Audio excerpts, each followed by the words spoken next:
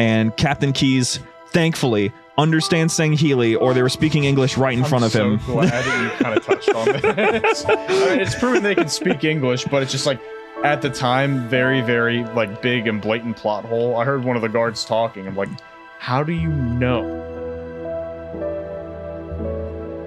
The Halo universe is filled with wonder, mystery, and fascinating discoveries around every corner. With so much to explore, four friends decided it was about time that they boot up their consoles and discuss this universe that has grabbed their attention since childhood. JumperScape Audio kindly welcomes you to join them in the library.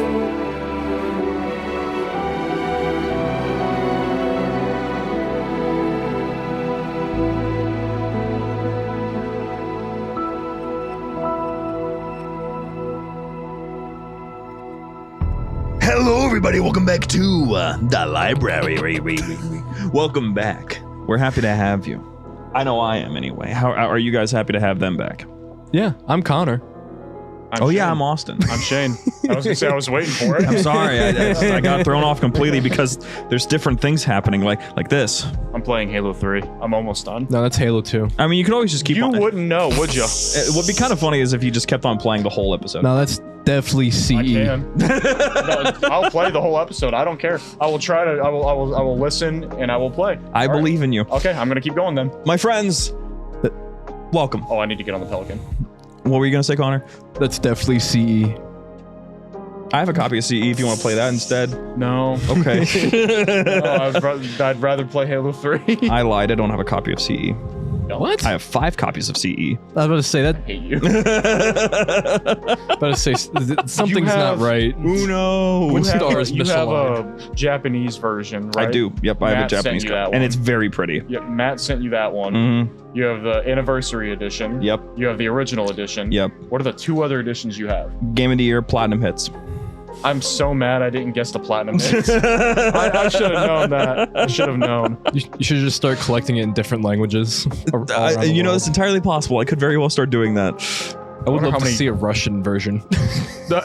Russian Master Chief is great. just to see the lettering on the Master Chief.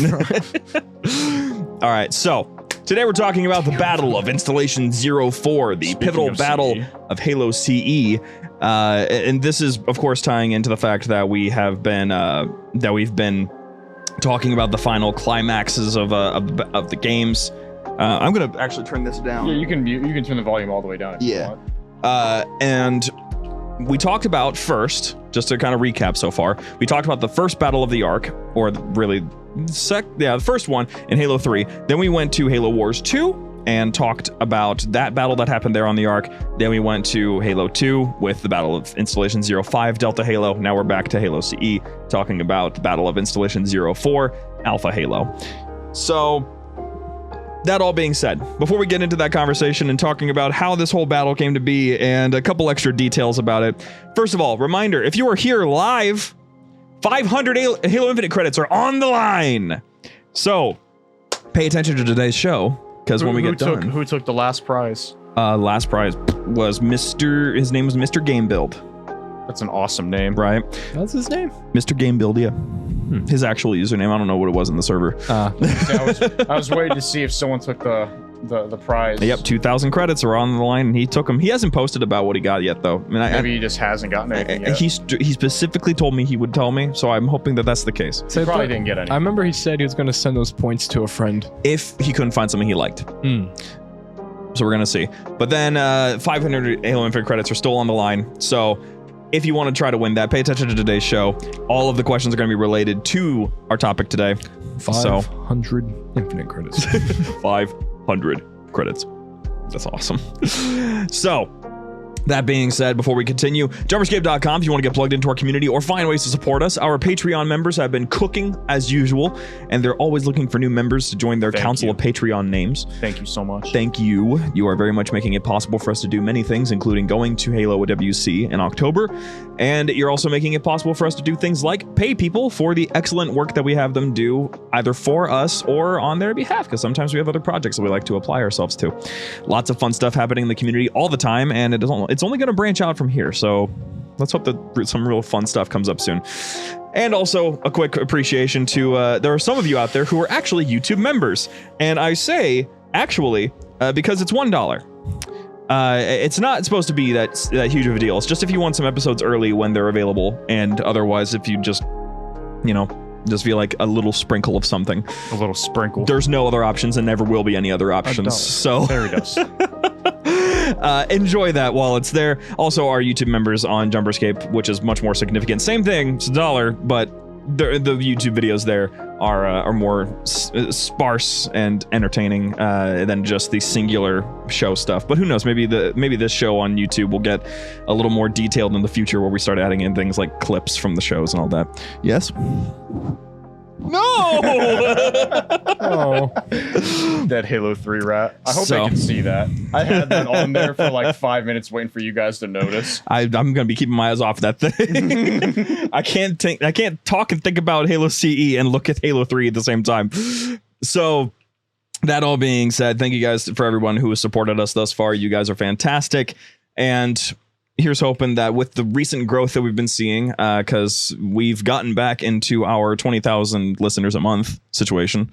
Beautiful. You guys are awesome. Thank you guys. So That's a lot of people. keep spreading it. If you are here listening on Spotify or Apple Podcasts or any other platform where you can leave a rating or a comment, please drop them down, because that really helps us out in the algorithm and also makes it so that the conversation continues on these topics. Shout out to those of you who are always in every single one of our episodes comment sections. I don't remember any of your usernames.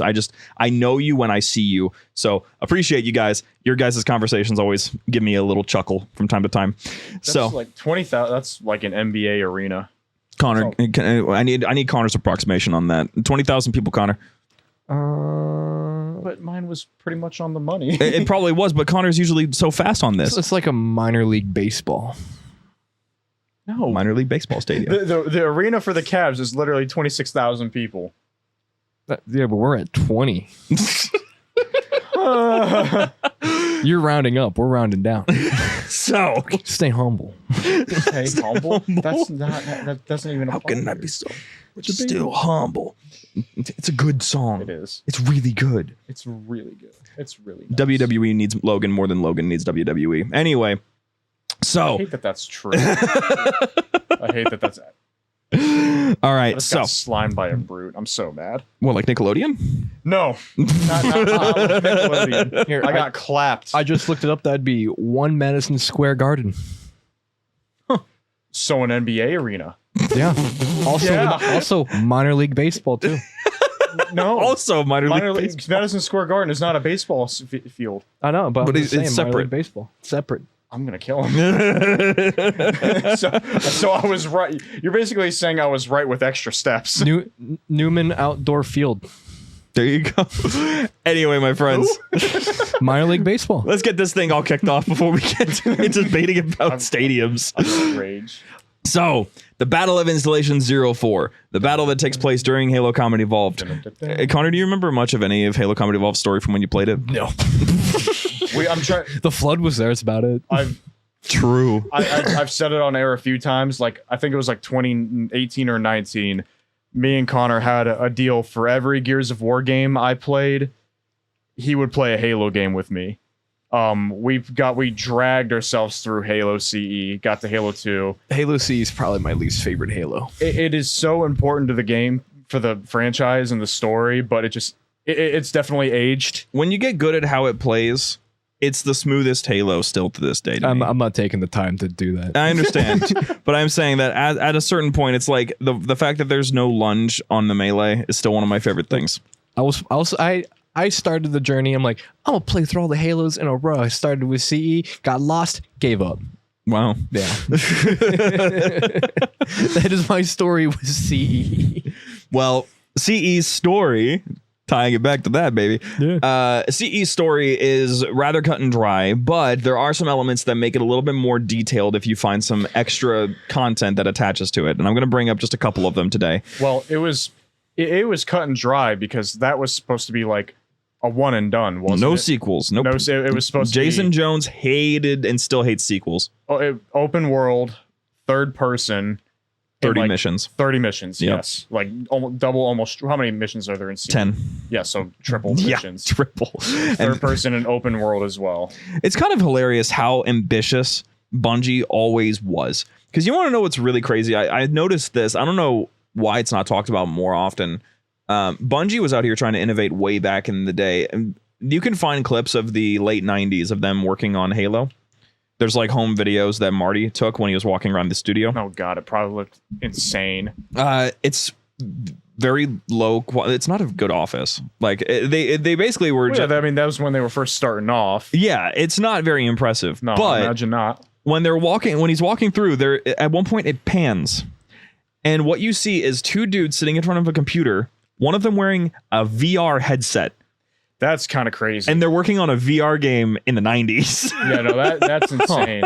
That's insane. I remember I bought a VR headset in like the very early 2000s for like my 4th, 5th birthday, maybe 6th. Mhm. And it VR. It was basically like a screen just in your. It wasn't like virtual reality that we know today. It was like it was a Spider-Man VR game where it's just like there's 3 lanes. You use the controller to switch your Spider-Man and web the bad guys coming down one of the lanes. It wasn't what we know as VR today. It was like a screen just practically in your face, more or less. That's Completely fun. different. So I mean, if it was something like more advanced than that, that's impressive. So it's really wild. But when they were working on Comedy Evolved, they were really trying to do some innovative stuff. Recently, I saw a short that I don't agree with in the slightest. It's basically this dude who has definitely seen quite a few of the golden generations of gaming, is saying that CE was not as innovative or pivotal in the gaming industry as everyone says it is. But That's- it started multiplayer. That's a hot load of garbage. Now here's That's horrible. here's the thing. You've almost got that. Can I guess? Was it on Twitter? No, Oh. so like I said, shorts. Oh yeah. The thing is that what you're talking about is Halo 2. That's true. They invented the couch, like the internet couch, the online couch. Yeah. With online matchmaking with consoles specifically because CS:GO was or CS, just not Go. Just CS was doing it already. But Forget how old CS is. with Halo CE, that thing, he's talking about how it's like, well, all these games did a lot of things before Halo CE. Like that's not that big of a deal. They just basically took all of the things that everyone else was already doing and just put it all together in the right way. It's like, nah, they're discounting exactly how insane that is. Also, Doing everything everyone else is doing, but doing it 10 times better is not something to shrug off. And I feel like No. that's what is being said. every here, and I other think that's attempt insane. was not nearly as smooth as Well, and Halo. it's just So, like, was this person a video games journalist? I have no idea. Okay. and also you got to think about it. It's just like how many at the time of like CE, like how many FPS games like CE were out? Not many. Not many. The only one that people have ever compared Halo in terms of its significance to FPS gaming is GoldenEye 007. And GoldenEye is good, but it was still weird to like actually shoot with. The biggest thing that this guy completely missed is that Halo was the very first twin stick shooter. Like 2 sticks on a controller, the first to do it. That's cool. And Did not know that. it was a solid introduction. Still to this day is Set some of the the bar. smoothest. Yeah. You play it on the original Xbox, it still feels phenomenal. They did a great job with that. So Halo CE has a massive amount of importance. And outside of that, its story was already trying to get kicked off because folks already were trying to expand it with Fall of Reach coming out before CE dropped. And ever since CE has been out, they've been trying to expand it a little bit to try to help how kind of simplistic its story is. But that being said, we're only talking about the battle today, so we're not going to talk too much about the conversations that happen with the characters. We've already went through CE and all of the other Halo games in like season 4, so I would just go back and listen to those episodes. But for this episode, focusing entirely on the battle, along with some of the connected tissue stuff that has been added to its story to make it fleshed out a little bit more. So short stories, which is Wages of Sin, that story is going to get talked about. Not much of Fireteam Raven. Surprisingly enough, Raven doesn't add a whole lot to CE. It's mostly just the same stuff. It's there to like make the universe feel a little bit more alive and something like cool to like that there was something happening in the background of Combat Evolved, but like From what I remember, before we got booted off our machine in Chicago, there wasn't like much storytelling elements. To it was an arcade cabinet. Yeah, that's what I'm saying. So like, that's my point. It's just like there's not a lot to it in terms of story. Yeah. So we have that happening, and then the only other tie-in that I can really think of that's really applicable is we have, of course, The Flood, the novelization of CE, which again, I'm all down for having novelizations of all the Halo games. I just like how I'm sitting there, like I love Revenge of the Sith so much, but the book, in terms of its storytelling, is better by a mile. What makes me so mad, I'm sorry, somewhat off. No, it's somewhat. This is definitely off topic, but talking about the Halo 3 Revenge of the Sith book. Really? The Halo 3 Revenge of the Sith book? Star Wars Wait a Episode minute. 3. I'm sorry, I'm playing Halo 3. Star Wars. Dude, I freaking love Revenge of the Sith. Yo, where's Anakin? I hate everything. He's player 2. That's why the younglings died. But in the Episode 3 book, what peeved me off and what I do know about that, if Anakin would have just stayed his ass in the council chambers, he would have been knighted as soon as Windu came back from fighting Palpatine. Indeed. That makes me so mad. That's what it does, yeah. And if he was knighted, he would have had access to the Jedi archives where he could have found something in a holocron, including the Sith side of things that shows how to prevent Padme from dying. Yep. Which, if Palpatine died, Padme probably doesn't even die. No. Well, She was never in danger. Padme also could have been like, want to run away? You want to just Let's leave? leave. Let's leave. Yeah, novelizations usually take things to a very severe degree in terms of its storytelling because it has to make up for the lack of visual interpretation. Right. So, Revenge of the Sith's book, everything about the conversation that Obi-Wan and Anakin have on Mustafar, the conversation that Anakin has with Palpatine after he becomes Darth Vader, those moments hit like a truck. It's very intense. I still remember very much in detail the "this is what it is to be Anakin Skywalker" moment. Very intense part of that book. So when I'm saying I want more novelizations, I need more novelizations of Halo games, and I will not stop getting proponents for that. I would read. You don't have to read and play the games first. I will always say, I would read a novelization of a game. nah, the game, the movie's always better. You could see them. Connor just likes the pretty pictures. I can see images in my head. Yeah, so can I. Do that more. No, I'd rather just interact with a digital environment. Why must my fun be sacrificed for yours? Why do I have to read a book to know the story of the whole game? Because they hate you specifically. You and Halo, the novel franchise, we all love it. See, I don't want novelizations of games that haven't come out yet. I want Halo 3 the book, Halo 2 the book. There's a big difference between like adding X, Y, and Z amount of plot elements in strictly books that make sense for the upcoming game or like the most recent game, but adding a novelization of a game that you already played and know a lot about. That's different. That's different to me. That's funny. Rubicon Protocol was the first and second act of Halo Infinite, and just you wait, freaking Edge of what was it? Edge of what was it? Mirror's Edge. No, I wish. Edge. What was it called? Edge of Dawn. Thank you, Edge of Dawn. And so Edge of Dawn is going to be the epilogue, because it takes place immediately after Halo Infinite. So like you got Halo Infinite being this final moment in a story, and you got 2 books to bookend it quite literally. Anyway, Installation 04, the battle of it gets expanded quite a bit in The Flood, which is fantastic because what we have in Halo Combat Evolved is Chief basically goes down to the ring. There are some human remnants that survived the crash, and that's about all you'll see of them for the entirety of the game. But in the book, it's determined that there is in fact a massive force of humans that survived the Pillar of Autumn's crash, and that's why there's so many operations being carried out across the ring. So Team Raven. It just basically is The Flood. They just were like, what if we just took this thing from the book and put it in an arcade cabinet? That's fair. Yeah. So when we're going in starting this whole thing, it should be noted that when we get to Installation 04, the first stuff that really...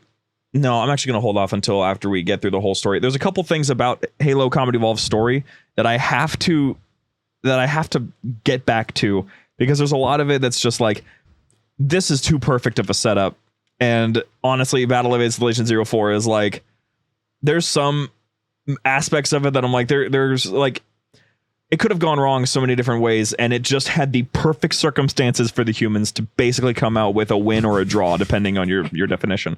So, kicking it off, the Pillar of Autumn is one of the only surviving ships from the attack on Reach, the fall of Reach.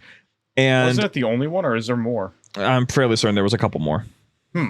Because there were transport ships and stuff that got off world. So, I mean, obviously in Reach, I know like that was the ship to go to, but yeah, Pillar of Autumn had to get off world, but there were some others that would have survived. Yeah, not all of them. There's a lot of human ships that got destroyed on Reach. Correct. So Pillar of Autumn gets chased by Thel Vadam's ship, or his whole fleet, really, and Vadame at the time. Yeah. And when they chase him, they outrun them because Covenant ships have always been faster than ours. So the Covenant ships arrive at Installation 04 before the Pillar of Autumn does, because they can determine where they're going in slip space, which is just terrifying. And when they get there, they're like, "Oh, hula hoop." Hula hoop. Hey, let's go there. Yeah. And they're starting to get readouts and everything. And now what we're seeing is the Covenant have already deployed on the ring. So they obviously want it for some reason. So the humans make their way towards the ring using escape pods to very accurately get down to the ring. Honestly, huge shout out to those escape pods for managing to land on probably one of the most difficult landing strips to get to from that distance. Once they're on the ring, Master Chief is starting to gather up as many forces as he possibly can on one part of the ring, while on another part of the ring, Fireteam Raven and other ODSTs are starting to gather up forces over there. So basically, there's two different groups being put together. Yes. I'm surprised you didn't touch on. I mean, I guess this is more of kind of ties into a book. Surprised you didn't talk about the elites that stalked Chief from the Pillar of Autumn. Zuka Zamami? Yeah. I mean, he's there. That's it. That's all you wanted to add. I mean, he's just gonna get killed. Okay. He basically contributes. The only reason why he's there is because there was an elite at the end of Halo Combat Evolved, and we wanted to know why there was a Spec Ops elite at the end. And so the author was like, "Well, there you go." I don't know. I just thought it would have been a funny, a good talking point. To be like, yeah, there was an elite that stalked the Master Chief from beginning to end. Zuka really was just like, "I'm lurking and I'm stalking when you least expect me." Yep. Yeah, Zuka was cool, but he gets killed. So he's not a huge part of the battle. That's the main part. Is like, I'm not going to talk about Chief that much because he honestly wasn't part of the battle until like the very end. That's fair. There's a lot more happening around him. Yeah. So the humans, while Chief is out there just getting ready for an assault, the UNSC have basically been divided across the entire ring. They gather their forces and they make a makeshift operating base called Alpha Base. And out of this is when they do their operations for things like the Silent Cartographer, where they have to make that forward operation to attack the beachfront there. But before that, they have to organize an attack to save Keyes, because Captain Keyes, captain of the Pillar of Autumn, gets kidnapped and captured by the Covenant for information, I assume. And they pull him onto the Truth and Reconciliation, the flagship for this fleet. And so I think this is the fleet of Particular Justice. And so when they attack and they get the captain off of there, now things are starting to shift, because now the objective is to figure out what Halo is, because Cortana has already interfaced with the Covenant BattleNet. She already knows a little bit about what's going on with the ring and a little bit about what they're doing, but they don't quite know what it is. And Captain Keyes, thankfully, understands Sangheili, or they were speaking English right in front of him. I'm so glad that you kind of touched on this. I mean, it's proven they can speak English, but it's just like, at the time, very, very like big and blatant plot hole. I heard one of the guards talking. I'm like, how do you know? And like, also, why are they talking about it? Right. It's just like, obviously, like, you know that they can speak English like via like Halo 2, but it's just like, you don't, like in C, you just don't, they don't speak English like at all. So it's just like, okay, so he just knows, I guess. He's all knowing. Yeah. So we find out through what Bungie calls themselves the exposition scene. They had no idea where else to stuff this information. The ring is a weapon. Okay. Interesting. So whoever controls Halo controls the fate of the universe. Quote. Okay.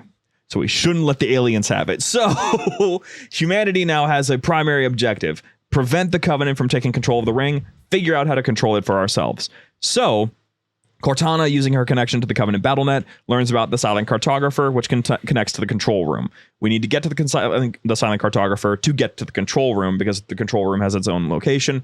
And we have to take control of the control room to prevent them from activating Halo and to learn whatever in the hell is going on this ring. Well, when Cortana gets like interfaced with like the ring and its technology, she gets like I remember her like getting like super excited, like a kid in a candy shop about like all like the amount. I forget what exactly she said. The information so much so fast. Yeah. It's glorious. Yeah, something like that. Something like really corny. I'm like, yeah, that checks. Yep. But it's just like at that point, everyone playing, like you as the player, you're pretty much kept in the dark about what Halo is, and it's just like determined that the Covenant like sees it as a religious artifact, and it's like that's the only context that you have at that point. Yep. So they're defending it, to the greatest extent, and humanity might be on the back foot, but they've always dominated in on-foot engagements. But I'll talk about that a little bit later because there is something about that. So humanity now has to get to the Silent Cartographer. They go through an operation. They take out all of the Covenant there. They get to the Silent Cartographer, find the control room's location, so on and so forth. More operations are conducted. By this point, there are unfortunately some things that are getting planned out where the Covenant are getting ready to invade Alpha Base and dismantle it, which at some point around the time of the assault on the control room and such, a dropship, a Pelican, gets invaded by elites. And they use that Pelican to land and kill everyone in the base. So the base gets completely dismantled and the forces are scattered. Yeah. So the foothold does not stay very long. And all of the points that the humans are holding is basically just enough to get Chief where he needs to go. So Chief has Cortana in the control room now. She is in the ring, in their system. And she warns that something is going on with the captain. And he doesn't know what he's interacting with. So Chief gets deployed to the jungles to go and save Keyes. And it's revealed that Keyes has unfortunately stumbled upon the Flood. So the Flood being this infectious species, we've talked about it many times here on the show, and they are now starting to spread across the ring very rapidly. There was a spirit dropship that left just before the Chief arrived in the jungles, and that spirit ends up going straight to Truth and Reconciliation, and an outbreak begins on that ship. So now things are starting to go downhill because now 343 Guilty Spark, the monitor of Installation 04, takes Chief to the activation index to prevent the Flood or the Covenant from getting it. They get the index and they bring it back. Cortana prevents the index from being used because now it's revealed Halo is a weapon, but not just a weapon. It is a galaxy ending. All species gets wiped out. All sentient life dies, starving the Flood. Every sentient being in the galaxy. I hate how she says that. The voice acting in C is something to behold. So the battle is kind of just going to be ongoing from there, of mostly just Chief's contributions. There are some forces still on the ring that are almost organized, but UNSC by this point is almost completely wiped off the ring. So now Chief is basically by himself, and with this information, the ring must be destroyed. So by making the reactor in the Pillar of Autumn that is still somewhat intact go nuclear, they could probably wipe out the ring. So Chief goes and does just that. He puts the reactor into overload, and the reactor goes boom. Chief takes a longsword ship out of the way so that it doesn't get blown up, and the ring is destroyed, supposedly the only one of its kind. Is that really? They didn't think it was going to be more. Remember, Halo 2, it was such a big deal. Johnson choked on his cigar. That's a big deal. Say what? Say what? So, that all being said, there's a couple things about this battle, because that is very simplistic. It is a very simple battle. It really is just humanity using its ground advantage against the Covenant, not having any form of air superiority whatsoever, and using their knowledge of ground combat to get all of these objectives done before they end up losing all their forces. I now understand what you said like when you said suppose like what they thought was one of a kind, I thought you were referring to the longsword. No, I know now you were talking about the ring. I was talking about the ring. That's why I was confused, because I'm like, there's literally longswords in this game. I'm like, that is not true. That makes sense. Okay. So that all being said, there's a couple things about this battle that I think are worth talking about, because it really is that simple. It doesn't need much expansion off of that. A couple things to keep in mind. First of all, we know that it's not Captain Keyes' fault that the flood was released. It was Covenant. Yep. Specifically, the Prophet of Stewardship was in charge of this battle. He was present, and he was the one that ordered the Covenant to go in and recover artifacts from underneath the surface. He released the flood. It's his fault. That's the name of the prophet I was trying to remember. Fault. It's always one of the prophets, you know? That was the prophet I was trying to remember earlier. Yes, Prophet of Stewardship. I was right. It did start with an S. Prophet of Stupid Ship. So, that all being said, the Prophet of Stewardship, in his basically written journal aboard High Charity, when High Charity, the lights have turned off and the flood have started invading, he writes one final journal entry admitting his sin. Hence the title of the short story, Wages of Sin. He admits to all of his wrongdoings, to everything that he was responsible for with the flood's release and the Covenant's downfall. He was like, I did a lot of things and I regret every single one of them. Call me Prophet of Regret. You see, the joke would have been fine, but it was the hand like you cooked. So I did. So you did not. So the last couple things that I really want to touch on with this is there were three major factors, actually. There are three major factors. One, I don't exactly know, like I can kind of put together that they just would want to wipe out every single ship that was there on Reach just to get rid of any evidence of them being there. I don't know why they chased one ship with an entire fleet.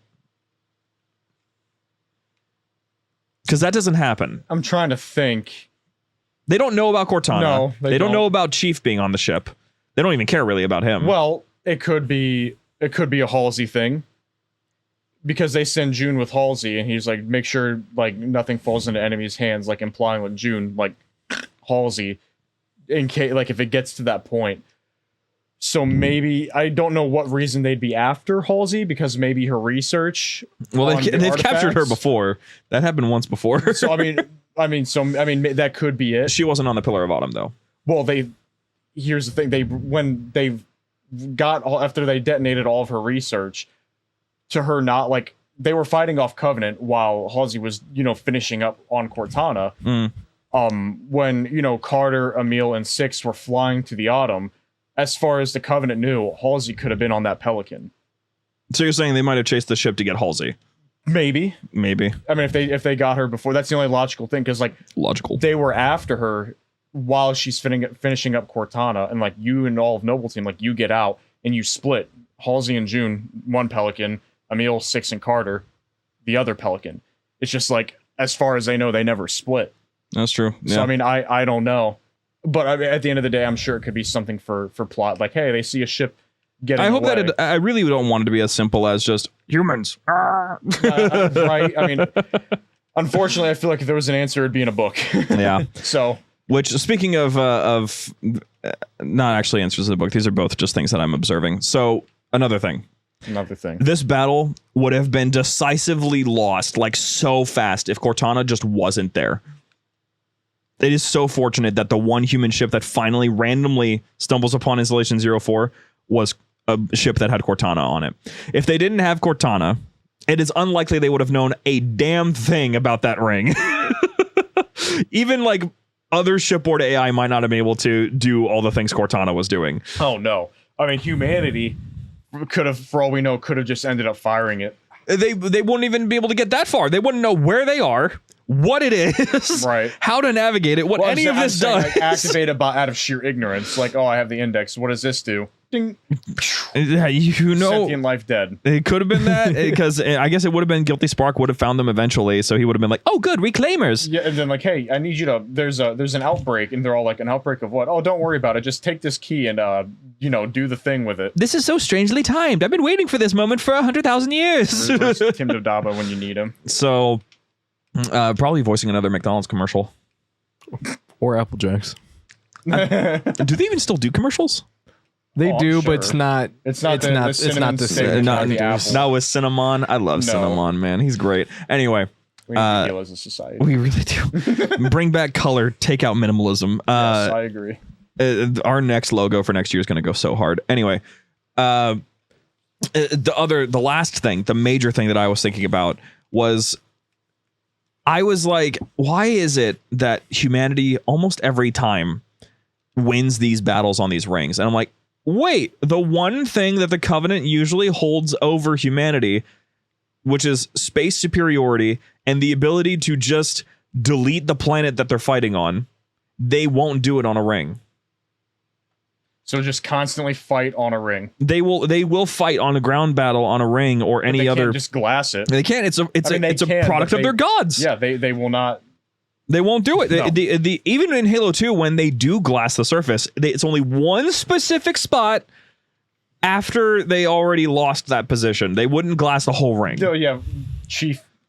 After they lost Regret. Yes, Chief slimed Regret, and they were like, yeah, they're like, it doesn't matter, just largest Covenant fleet I've ever seen. Yeah. The biggest one anyone's ever seen. So, like, if you actually had more consistent battles on the ring earlier in the Human Covenant War, it's likely that humanity would have won just off of controlling those rings. It blows my mind because the amount of, like, the Covenant outnumbers humanity like several thousand to one, if I'm not mistaken. Like, grunts alone outnumber. fight. Stop. I know grunts alone outnumber humanity. Yep. So it's just like, how are they so good on ground? It blows my mind. The Covenant is mostly untrained. That's fair. It's Like almost like a localized militia. It really is. The elites are the most trained. Militaristic. I never thought about training as far as all the units. go. Jackals are pirates. Jackals are pirates. Brutes are brutish. Elites actually have training and train their entire lives to be Those are the warriors. most I'm gonna say the elites. The elites they're usually the are most, trained. they're Yeah. the most militaristic group of enemies that you probably, and hunters are literally just worms. Like it's a big Very militia smart worms. conglomerate. Meanwhile, humanity is a very much strong, Well-oiled united machine. front. Yeah, and they are all trained, all highly skilled, all very much decorated, because by this point, this military has been around for a very long time. Let's say rich history and wars. What's kind of entertaining, actually, is thinking about it this way. Humanity's military, as a concept, had been around for like a whole 1,000 years before, like, as modern military goes, a whole 1,000 years before the Covenant existed. Yeah. Sorry, I got caught in like 1,000 drones. I panicked. So humanity had this advantage on the ground, and they always will. Even against the Banished, we saw that firsthand when we go back to the second Battle of the Ark with Spirit of Fire. They won because the Banished just simply couldn't hold their own in a ground combat scenario. So it's just always been a thing. Humanity is always stronger on the ground, and it's always going to be that way, especially so long as they continuously are able to utilize things like Spartans and ground units. I would say just Weapons. If you look at tanks alone, the Scorpion versus the Wraith. Tank beats everything. Tank beats everything. And that just like, All units. that's the thing. It's just like humanity can't win on the ground if there's no ground left. Like That's how they go. they just, if the Covenant are losing, oh shit, glassed. It don't matter. Even in Reach, I don't think they were losing on the ground in Reach though. They just like, yeah, we're just gonna start torching everything. Yeah, pretty much the way that it would go, the way it was described in the books was this is where you would explain it is that essentially humanity's victories were always just not important because every time they won, the Covenant would just glass the planet. Like it's always a losing. You're fighting just to get people off the planet until it gets that's glassed. about it. The Human Covenant War is almost entirely just humanity desperately trying to keep its population up and not doing a very good job at that. Well, I mean, what are they supposed to do until the green guy came along? Like, there's not much. Even then, we were losing Spartans. Like, Chief couldn't do very much for 25 years. 25 years! If it wasn't for the Sangheili and the Schism, we probably would have lost. We would have. Like, the Sangheili, the only reason why we won is because we found this random hula hoop and the elites decided to join us after they got betrayed by their own conglomerate. That's the fun part about these battles is that, like, people will say, like, that's lucky, isn't it? That's rather fortunate. That's a funny coincidence. It's like, well, not just plot. You guys ever looked at real war history? Reality is weird, dude. There are some battles that have been won due to the random circumstances. Hasn't like Italy switched up a good several times in the past? There is a story of that my grandfather told me about one guy who was in World War II, one U.S. soldier who was alone against like hundreds of Japanese soldiers, soloed them. It's like he had a gun turret, but he lost all his dudes. I mean, we could talk about folks like White Death. We could talk about the what was it? It was a battle between one nation, I think maybe China, where there was like tens of thousands of soldiers that China sent, but there was like 800 of these highly trained warriors that killed all of them. I mean, here's my hot take: if the if the prophets didn't betray the Sangheili, who else? I feel like something else was bound to. I feel like there was going to be some more internal conflict somewhere. Yeah, not enough. Sangheili were, even up until the point of their betrayal, they were still wholly like loyal to the Covenant and its concepts. It was only after the Sangheili started dying that they started actually like defending themselves. Even during like the changing of like the guard, and they stayed loyal. They stayed loyal. Because they were expecting that they were going to get their treatment back, because the Sangheili were pivotal in the creation of the Covenant at its beginning. So, of course, they're going to be super into it. And at the end of the day, you got to remember, like, at the end of the day, it's Chief's fault the schism happened to a certain degree. Regret doesn't die. The prophets can't, the Sangheili can't guarantee our protection. Yep. Chief doesn't kill Regret. The schism might not have happened as quickly as it did. 100%. Yeah. I still think it would probably happen at some point. Just not during one of the most important battles of your entire... The timing just lined up so perfectly for humanity. Panicked. They had to panic because by this point, the Sangheili were already starting to question things. They just weren't getting militant about it. And if you're the prophets, I'm scared shitless when I learn about the green guy down on the ring that completely smoked my entire force on the ground. And then I'm sitting there addressing the holy capital of the Covenant. And all of a sudden, said green guy blips into the same room with me for no apparent reason. I'm shitting myself. if I'm truth and mercy, I'm shitting myself. He just pops in through a portal, says boo, grabs a needler, like in the span of like 2 seconds. Like, why in the hell? More aura than that. He's here. More aura than that. He catches a needler out of the air. A grunt needler. Credit. He's almost like the immortal snail almost. He's always coming. He's getting closer. He's always en route to you no matter where you Prophet of truth. Credit to him. He just goes, kill the demon. He doesn't flinch. He just hits a button, they go down. I want to see Senshayum in combat. I want to see a militarized group of Senshayum, not some weird gizzard. Prelates, baby. Yeah, I don't want to have some weird gizzard-looking creatures that are on floaty chairs. I want to see them fight. And I know they were supposedly, somewhere in a book, it says they were very beautiful creatures up until... Yep, you can see what them. Is modern. You can find pictures of what they look like, and honestly, yeah, they're do. Pretty cool. Yeah, have you seen them? Mm-hmm. Yeah, like I said, they're pictures. When have you seen them? I showed them here on the show.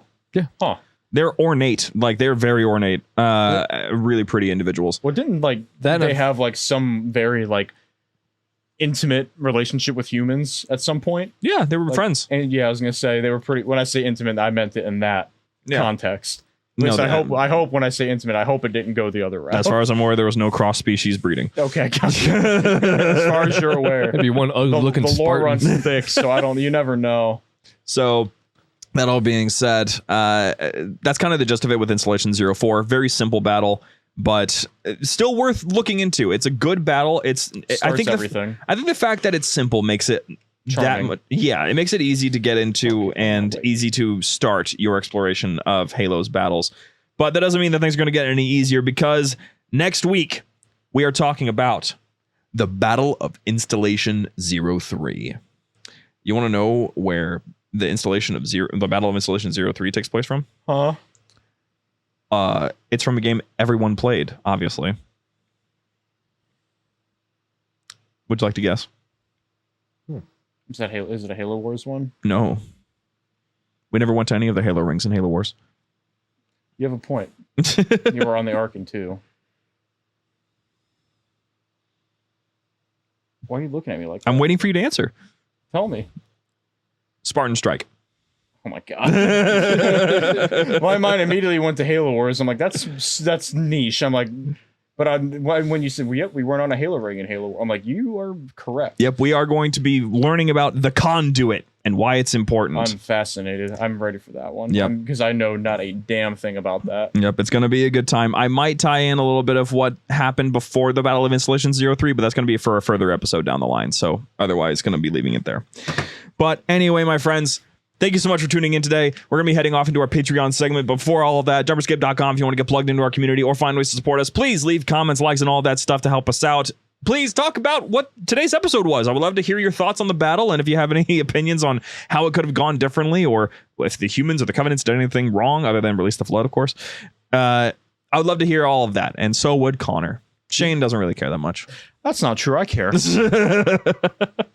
Anyway, thank you guys so much for joining us. We'll be heading off now, and hopefully someone today will be winning 500 Halo Infinite credits in our quiz. Q-Wiz. Connor, send us out. See you.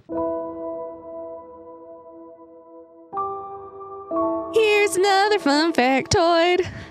Okay, so corsets are like apparently controversial because they represent male oppression and patriarchy or whatever, but not really, because they were just supportive undergarments.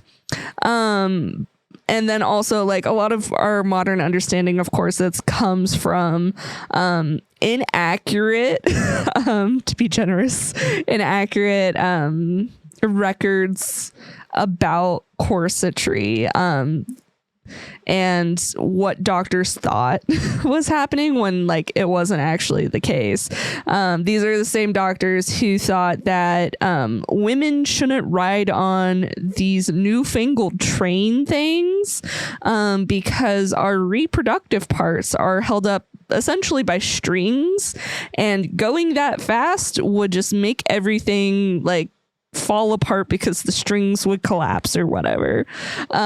So history is interesting like that.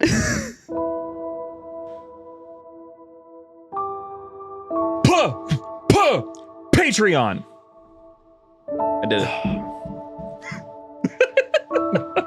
All right, we're going to kick off with our Patreon names first of all. Here you go. Thank you guys for supporting us. It's been fantastic getting to know you guys and getting to get the support. Patreon is going to get updated.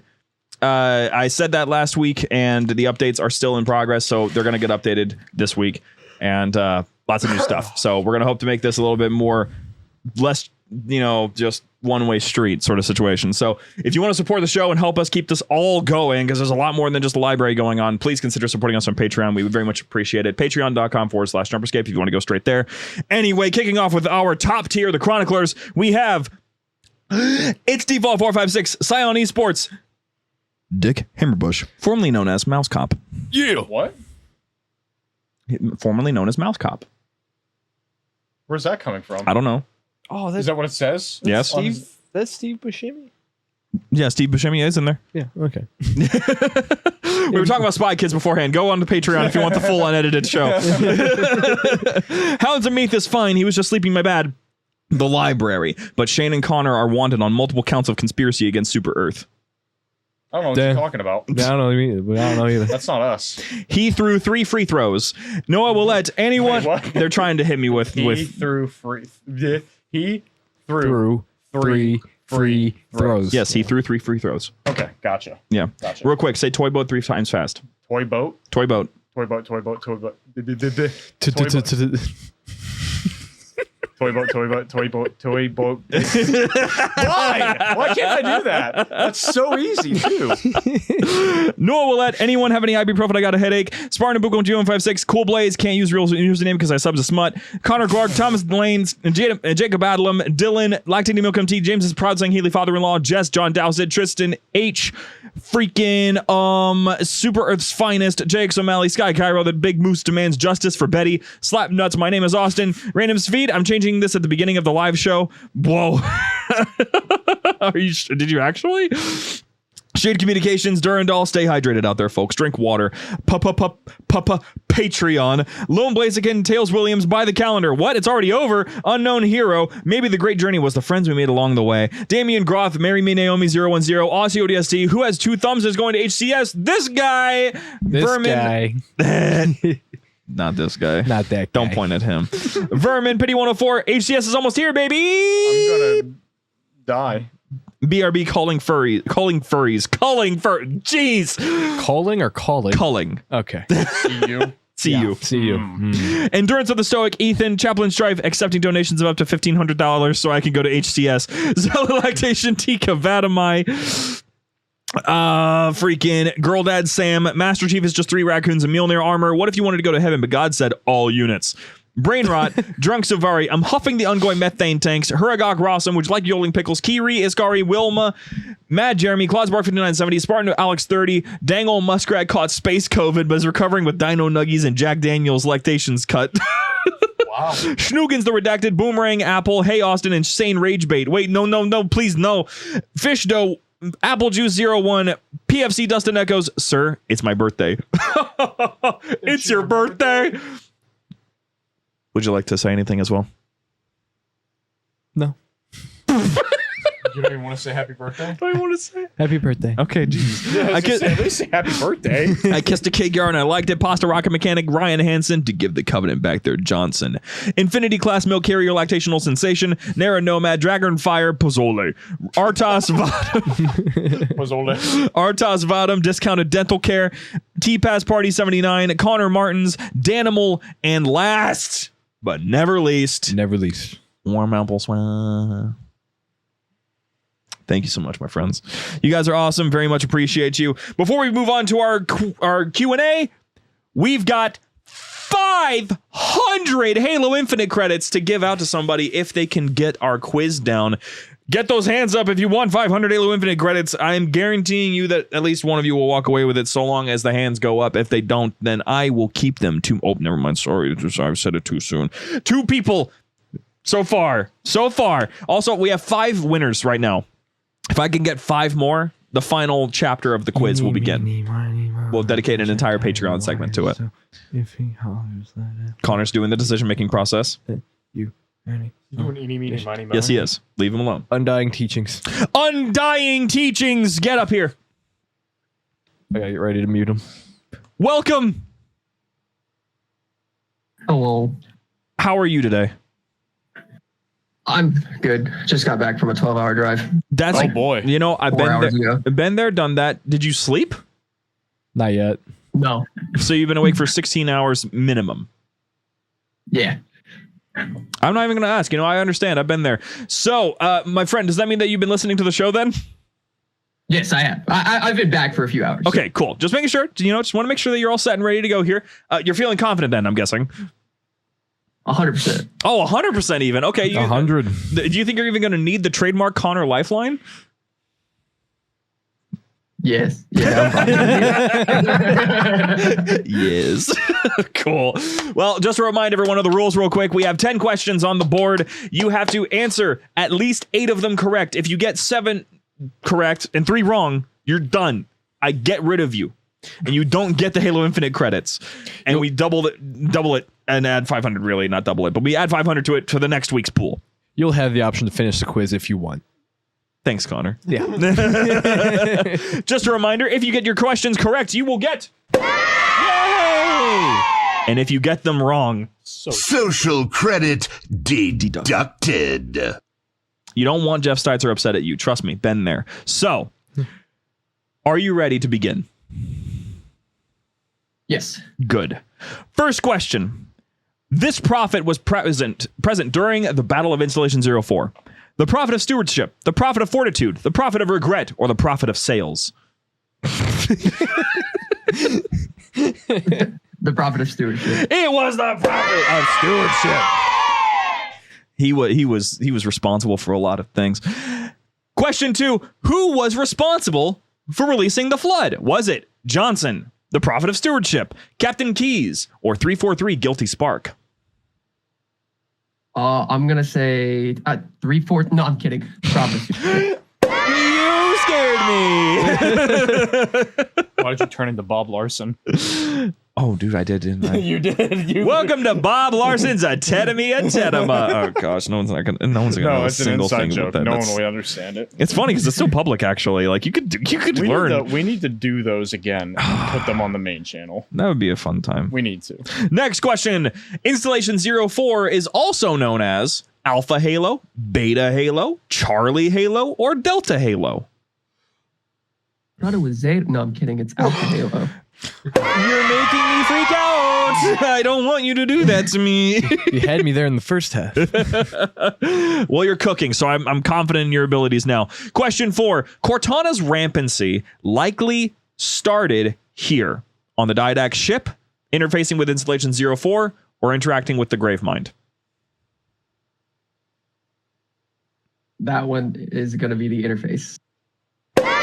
Interfacing with 04. It is not a good thing for a limited space AI to take in all of Forerunner knowledge on a ring. A little bit rough.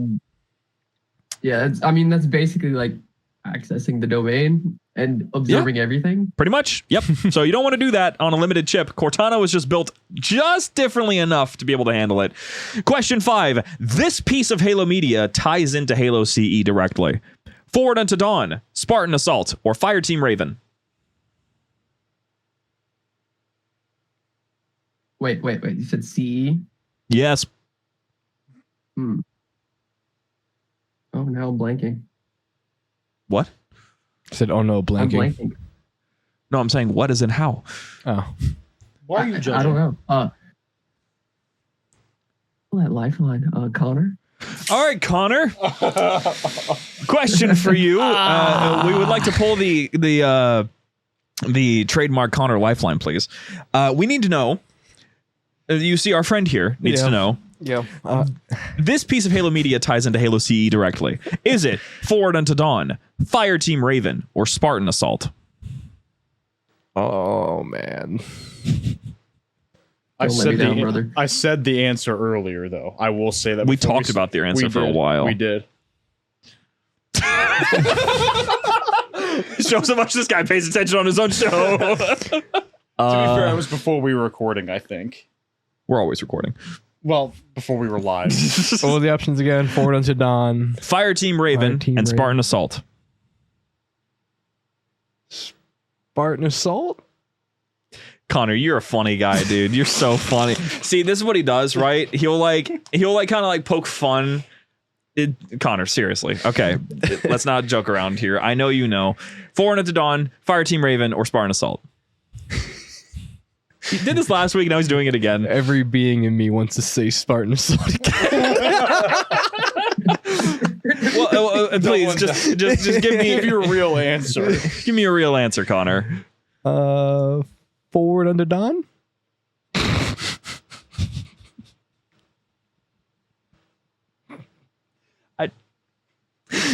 I think the streak is broken, guys. No, that's not correct, Connor. I'm sorry. Social credit deducted. Connor, it's Fireteam Raven. Forward Unto Dawn is Halo 4. Oh. Spartan Assault is a completely just unrelated thing.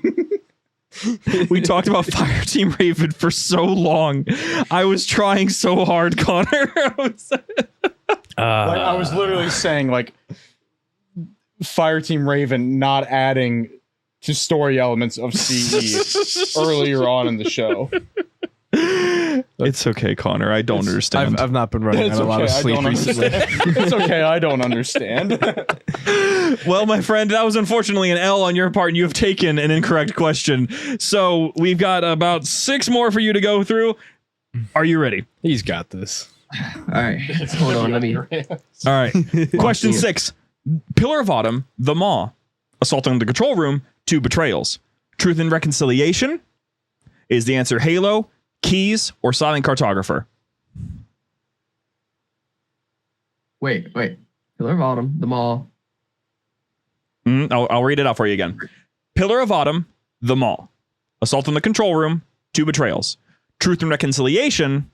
Is the answer Halo, Keys, or Silent Cartographer?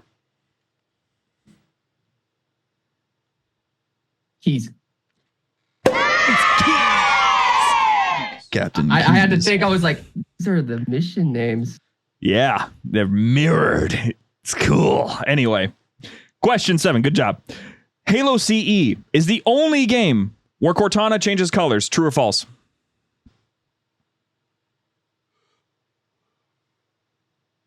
False. Okay, so before I hit the incorrect button, what game do you think she changes colors in?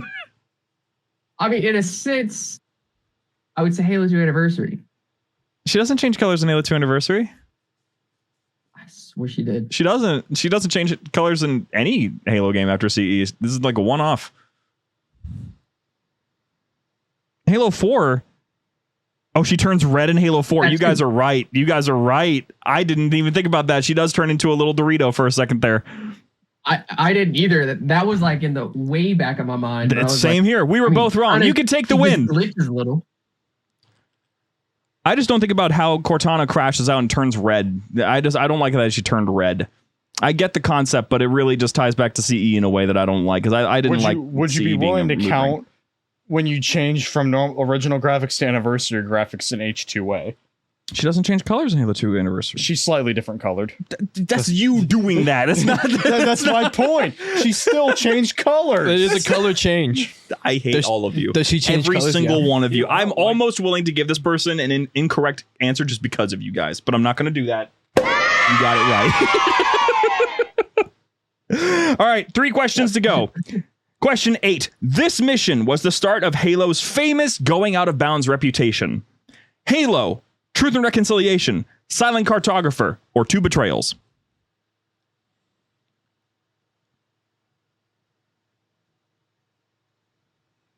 Two Betrayals. Social credit deducted. Unfortunately, my friend, the biggest reputation Halo CE had on the online space before Red vs. Blue was a thing was the Warthog launch. The Warthog launch began with Silent Cartographer with the ability to launch yourself on top of the island. Huge deal. And that mission was the start of all of it. In fact, they tried to make it so that you couldn't really get out of missions sometimes. Halo, for example, if you tried to get out of Halo, it would just turn off your car. Womp womp. It was wild. Your controls would freeze up. It was wild. That being said, you have 2 more questions to go. You're not out of it yet. You get 1 more wrong. This is it. But you got 2 more questions to go. I'm confident in you. Okay? All right. Okay. Let's do this. Lock in for me. Lean forward if you have to. You can do it, senor. Question 9. Finish this line. This cave is...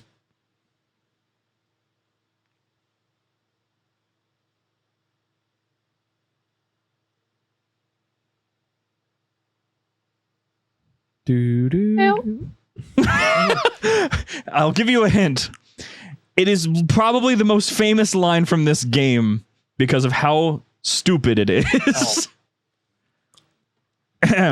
This cave is... Oh God, I should have played C recently. Did you just admit in my VC that you haven't played CE in a while? I haven't played CE in a little over a month. You literally have a host on the show that hasn't played all the games. I ignore him. I know. I tend to just, that sort of thing. Why is he here? He lost. He lost. Okay. I will add 1 more word, okay? So you Just to make this as fair as possible. You never give this guy options to Okay. choose from either. No, because I thought this was going to be pretty easy. Ah. All right. Adding 1 word. This cave is not... He's here for the 40K lore chat. That's funny.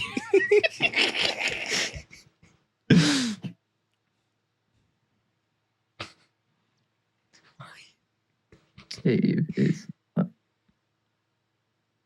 It has to do with the condition of the cave and it not being something that normally you would expect a cave to be.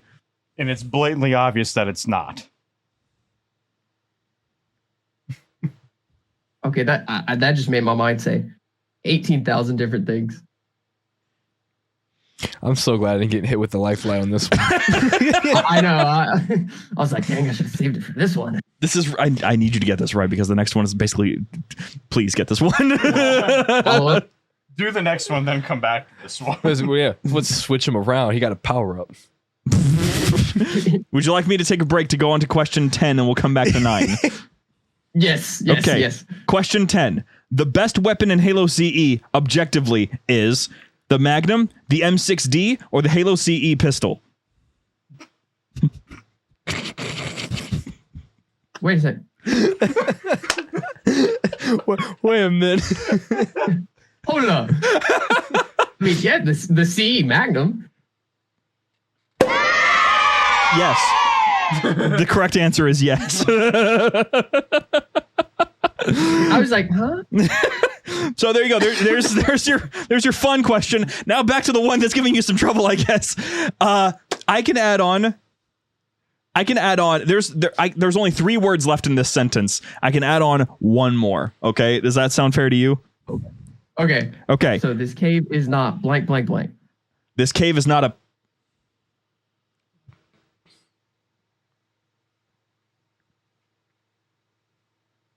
This cave is not a. Yep. Yeah. Bia. Chat does not appreciate this question. Yeah, chat. No, this one is kind of shitty. I know it, but it's a shitty question. No, it's not. Sorry, guys. This cave is not a. Yes. Cave is not a nice cave. Gifts. Would you like me to add on one final word? So then all you have to do is just that last. Let me guess the last word. Okay, you got it. All right. Finish this line. This cave is not a natural. Cave. Or. Crap, yeah. I'll give you one more opportunity. Chat is going insane. I'm one more chance. One more, just it's not the line is not. This cave is not a natural cave. Wait. So I use the Connor lifeline. Yes. Yes. Can I call in a sub? Call in a sub. No one's ever done that before. Who you want to call in? The man behind catalog, Dadaroth himself. Well, Dadaroth. If you are pulled on to the stage, I will say this victory will be for our friend here, not you. So, are you willing to take this victory for our friend here? Dadaroth's just like Dadaroth. If you take the win, you get the credits. Keith, bring him up here. Don't need to kick this guy off. Just bring Dave up here. This has been driving me crazy. Oh my gosh, bro, did not hesitate. This cave is not a natural formation.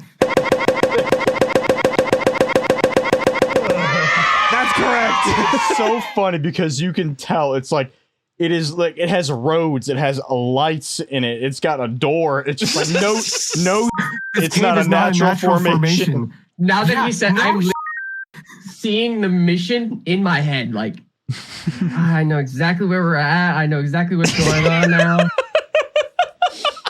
And it's just like, oh, really, you missed that one. Of all ones, you missed that one. I appreciate the content you just brought to our show. Doing my best. You are awesome. You earned your 500 Halo Infinite credits fair and square. And we'll thank you, Dave, for making this happen. So you going for it? They can call on somebody. I think that we can do that. Okay. Dave, you still up here? I can't see the screen. Yes, sir. Plug catalog. Listen to catalog. Listen to all of Charon, actually. While we're here, check out the slush too. And hey, After Action is available too on every other Saturday. He doesn't do Unlocked and Loaded anymore. No. Oh. Anyway, hey, you're not even supposed to be up here. Go back. Anyway, thank you guys for joining us, man. We can move them back into the audience. You guys are fantastic. That was a great time. That was super fun. I will get you your 500 Halo Infinite credits code to your DMs after the show is over. Just please Please show me if you get anything at all. Show me what you get by posting either in general chat or Let's Talk Halo, because I really love seeing what people are using with the credits that we are very gracefully offering up for these. Totally. See, here's the thing. You want to know why I don't really mind putting in questions that are a little harder, like fill in the line? I mean, we were on a good spree of people just not stop winning. Yes, So, but not just that. Because you want a Connor lifeline to get hit on it. That too. But because I have questions in here that are remarkably easy that you cannot get wrong. Like the last one? Like the last one. I make up the difference. So, that being said, we've got one more thing to cover. The Q&A, which stands for quiz and answering quizzes. Ew. Disgusting. Shut up. Connor, Yeah. number 11. Cool. We have some questions that we were waiting for you to be here for, Shane. Okay. Because they were either directly related to you or I wanted to hear your answer to them. Okay. Let's see here. That's a question for James. He's never coming back. I'm getting worried by this point. Let's see here. Do. Yes, these are questions that me and Connor answered. Did I actually not? I thought I could have swore I had some questions that I held off on so that I could have you answer them, but I don't know if that's actually the case. Yeah, I don't think it's actually the case. I think I might have just been misremembering things. My bad. Yeah, I got it wrong. My bad. Okay. So, unless I was marking questions that we didn't actually answer, because I would imagine that could. I'm not going to worry about it. First question comes from Uncut Grass 123, asking, with Halo likely coming to Helldivers, that's funny. What is your favorite stratagem? Mine will always be the airstrike. It feels so satisfying. Which one? Eagle airstrike. Okay.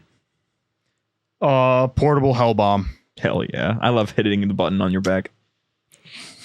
That would explain a lot. It's really funny watching it, because here's the thing. You don't freak out. You just run at the enemy.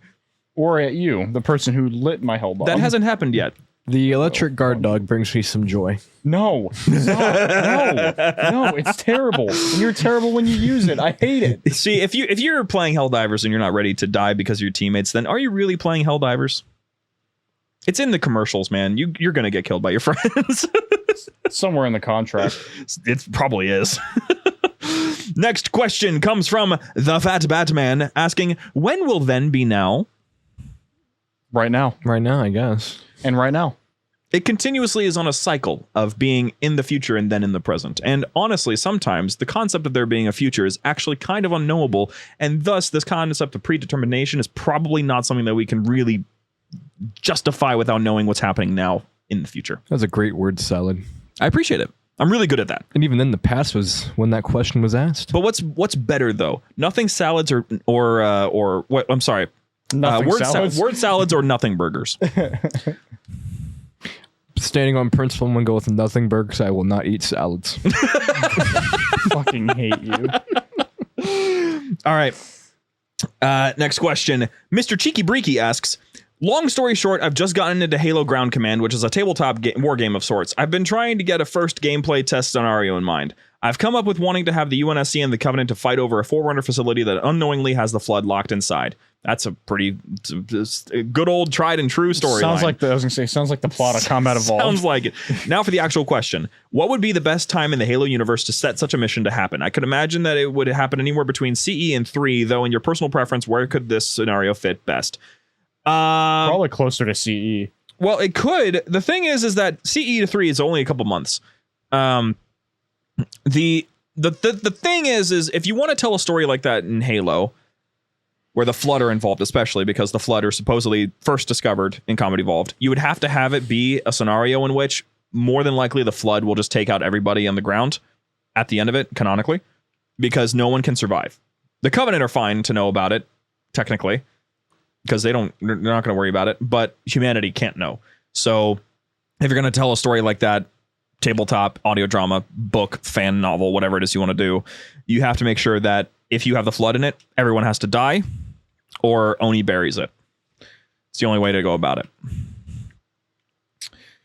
Next question comes from Face McShooty asking, remember when Disturbed was singing Down with the Sickness and then mid-song his mom came into the studio and started whooping his ass? What? I actually don't. I get it. Go to listen to Down with the Sickness and go towards like the very end. Do I have to do it right now? No. Okay. No, I wouldn't recommend it. It's pretty graphic. Don't do it right now. You got it. Okay. Coyote asks, out of all the hosts, who would win in a boxing match? I'm gonna go out on a limb and say me. No. I'm gonna say me. I'm gonna say me. I'm gonna say Connor me. doesn't practice cardio. He'd be out of breath in 30 seconds. I've been in fist fights. I have also been in fist fights. Connor, have you been in a fist fight? I'm gonna take my football long career of hand fighting and my Okay. Yeah. What about wrestling? I'll tell you, yeah, Connor's got that one. If this man pulls a split to take me out, I'm done.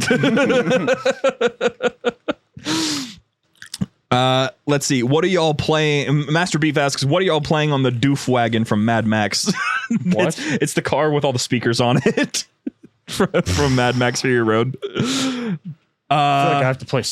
feel like I have to play rap on that. Fiend. That is the best answer. Daft Punk Around the World. Ooh. The mix up there. Genuine answer though. Yeah. Oh, Skrillex Supersonic. Ooh, I'm gonna go with the second half of One by Metallica. Nice. Fiend. Oh man. Next question comes from the Monday Melee asking, what's your favorite Spider-Man suit? With a picture full of options, but I'm not going to show them to you. Tobey Maguire's. I still am just absolutely obsessed with the original Amazing Spider-Man. That suit, I loved how it doesn't look like it's made of CGI. I love how it ripples in the wind.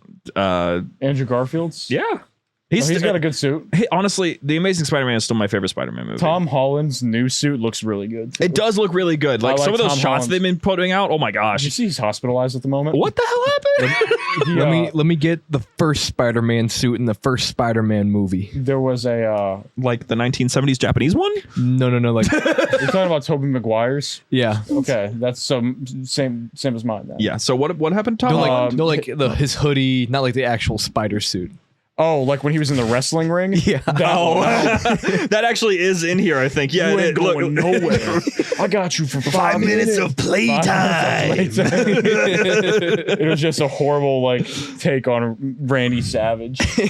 But Tom Holland and his stunt double both were concussed and sent to a hospital while shooting a scene. Damn. Yeah, I don't know what they were doing, but they were both in a hospital. I want to believe they just headbutted each other. I don't know what they did, but the fact that he got it and then his stunt double also was sent to the hospital. What the fuck were y'all doing? That's just weird. Okay, so we've gotten through. Tobey Maguire would have done it first try, not getting harmed. All right, next we have from Captain Laser. Who's your favorite non-Halo What's your favorite? Not who. What's your favorite non-Halo single player game? Non-Halo single player game. Syndicate 2012. Ooh. Red Dead Redemption. I'm trying to think of the last single player game I've even played. Yeah, we'll go Skyrim. Hell yeah. Not Forza? It's not single player. Not single player. I mean, I guess. Red Dead Redemption technically isn't single player, but... Well, Forza doesn't have a single player anywhere. It's persistently online. I guess that's fair. Next question comes from Baba Chops asking, do you ever wonder why we're here? It's one of the last great mysteries, isn't it? Why are we here? I mean, we're the product of some cosmic coincidence, or is there really a god watching over us with a plan for us and stuff? Watch the Red versus Blue streams every Sunday. Every Sunday, dude. They're so funny. And then the funnier reaction. Do you ever wonder why we're here? No, I never wonder why we're here. Let's see. At one point, Guyver promoted his own doc that he's been making of all the current conditions of all the Spartan 2s. So that's pretty fun. What were you gonna say, Connor? I was gonna say I tend not to think about why I'm here. It's just easier that way. Not thinking is great. It's a superpower that I've been told. Jeez. Shenugans the Redacted asks, who would win in a bar fight? No weapons or equipment. Connor from the library, John Connor from Terminator series, Connor Kenway from AC3, or composed Connor from the library episode 99. Composed Connor. Composed Connor wins. Composed Connor clears. He's in the domain. You can't touch him. Composed Connor clears everybody. And here's the thing, he's coming through on a screen, but he's still aware enough to know where to look when someone's speaking. So he obviously still has awareness. I worked like just sitting there watching. I literally picked spots out on my wall and where to look while each one of you guys were talking. You did such a funny thing doing that, dude. It was so great. I'm Connor and I've been composed. Like, I think every time James would talk, I would. It's so good. All right. Next question comes from Flyboy Pfeiffer.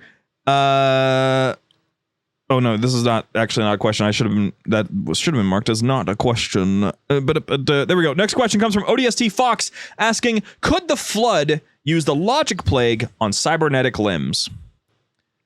Probably not. Logic plague applies to pretty much exclusively intelligent equipment and your prosthetic legs are not. Unless they have a built-in AI. About to say, it's all hooked up to their brain, so they're going to get access to it. Hell yeah, my leg AI hates you. He's going to start hobbling around kicking people. About to say, imagine your own leg AI just not liking you and it just kicks your own butt every step you take. That'd be so funny. All right, last two questions here. Operator Buha asks, you guys ever stop and think about just how far we've come? Also, I really miss James. I do that every single day to remind me of how much we've accomplished. And yes, I miss James too. Unrelated to JumperScape stuff, I think about it every day. My life is drastically different than what it was 4 years ago. And my life 4 years ago was drastically different than what it was 4 years before that. 2019 to 2020, well, I guess present day, I have experienced the most change in my life ever. So yes. Indeed. And no, fuck James. Damn. Yeah, I don't think about it too much. It's good to reflect. Last question comes from Raging Samurai 65 asking, you need to Spartan strike one character from each Halo faction throughout all of the Halo timeline. Who are you picking? Do what? Basically give a game, like give a character their own small time game like Spartan Strike. Emil. Or are you talking about like, I'm wondering if that's what the question is, or if the question is, we don't know who the Spartan is in Spartan Strike. He's one of the only Spartans we don't know. I don't think if you were going to choose one character from Halo and give them their own like spin-off. Yeah. I'm choosing Emil because if anyone ever wanted to know what it was like to terrify and murder insurrectionists, you would find out pretty damn quick. That is why he has a skull on his helmet, to intimidate insurrectionists. And the UNSC, after Emil died, the canon reason you can put on his helmet in multiplayer is because of the intimidation factor it had against the Covenant. They started mass producing those types of helmets. Mm-hmm. It was the original EVA helmet with that skull engraved in it as an intimidation factor. So you will always catch me wearing that type of helmet in any Halo game. Real quick, everyone here, start pinging James in general chat saying that you're going to attend his funeral, or we miss you. I wish you were here. I literally messaged him 3 minutes ago on Telegram, said, "Are you ever returning?" Like just say that, say that you guys miss him and wish that he were still alive. Pretend that he's dead. You know what I'm saying? I think if I was going to give, someone said Lasky, which is a really good answer. That is a very, well, he got a movie. You got a movie, yeah, but that was like before he was in the military. A game specifically after he's already in the military. We could do Halo Wars 3 with ship to ship combat. We could do. I think it would be fun showing what was happening when he was on the ship going to Requiem, like how he got to the point where he was heading to Requiem. Requiem. Yeah, I think that would be fun. What I never understood, the opening to Halo Forward Unto Dawn, when it shows like the distress signal from Chief coming to the Forward Unto Dawn, and Lassie picking up the Infinity. Thank you, the Infinity. Picking up that signal from Chief. Yeah. And it shows him like having like this like distraught look, like remembering what happened. Yep. When he first met Chief. He's a lot. They got his age completely wrong. Well, I'm going to guess that the production of the movie and the production of the game were so separated. They didn't have a plan. Maybe they did. Because Lasky doesn't even like bring it up when they finally meet. He's just like, it's good to see you.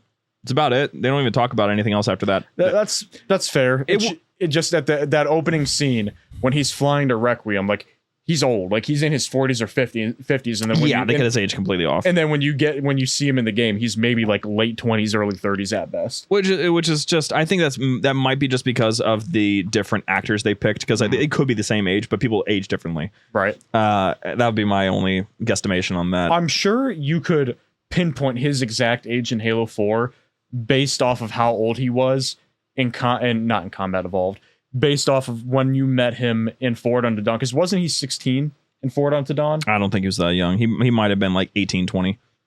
Okay, so maybe like late teens. So you take that and you go all the way through the mainline Halo games, and then you got the cryo sleep, the almost decade of cryo sleep. What was it? How long was it? 4 years? Was it 4 or 7? 4. I always think it was 7 for some reason. 4 years, 7 months, and 10 days. That's maybe where I'm getting it from. I don't know. But it's just like you could probably pinpoint if you figure out how old he was in Forward Unto Dawn, and then you could figure out how old he was in Halo 4. Probably, yeah. There's a way to figure that out somewhere in the equation. I just wish that in Halo 4 they had some moment where it was like, you know, a flashback would have been cool. I would have just taken that moment where they're talking together, where he's just like, you know, about what happened back on Corbulo. I never got to thank you. Something like that. Something to tie it in. A little nod to because now that you mention it, you're right. They just kind of were like, good to see you. They never say anything about and it. Palmer's like, I thought you'd be taller, bitch. George. What? George. Oh, they answered the question. Yeah. Got it. Anyway, my friends, thank you so much for tuning in today. We very much appreciate you guys for joining us and having a good time with us. We will see you next week with Installation 03, the tie into Spartan Strike. So give it a playthrough if you haven't yet. It's a fun game. I think so. It's really entertaining to me. And otherwise, please, JumperScape.com if you want to find ways to support us or just join our community. We very much... Oh, no. Jumper Spartan. What? Jumper Spartan, buddy. What? He fell. How did that happen? He's just off balance. He's a little bit of a wobbly guy. We both appreciate you for tuning in and enjoying this with us. And we'll see you guys next week on The Library. See ya. Sayonara.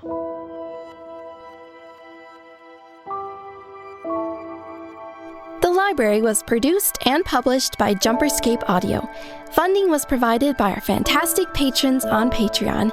If you enjoy the show and wish to support JumperScape's future projects or get some sweet benefits, join our Patreon at patreon.com/JumperScape or become part of this truly special community at discord.gg/JumperScape. Thank you for your listenership, and we hope you enjoyed.